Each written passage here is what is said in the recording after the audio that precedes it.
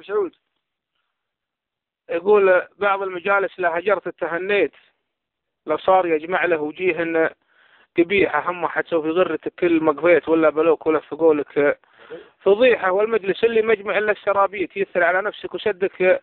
يبيحه ومن لامني لا شمت عنه وصديت يطيح ما سمى ويشهق بصيحة في صفرة فيها 80 عفريت تكسر رقبته ما يغادر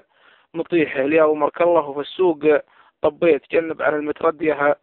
والنطيحة واللي هداك الله الخوة وخاويت دوك الدواس الكاسبين المديحة قوم اللي جات الحرايب طواغيت وكفوفهم تندى ولا هي شحيحة فقيرهم لا جيت بيت التعشيت تلقى الشحم والعود الأزرق وريحه وكريمهم ترحيبته بكلياجيت ترحيب تنتبري القلوب الجريحة إن قلت له تبقى قلطبك على البيت وإن قلت وشلونك ذبح لك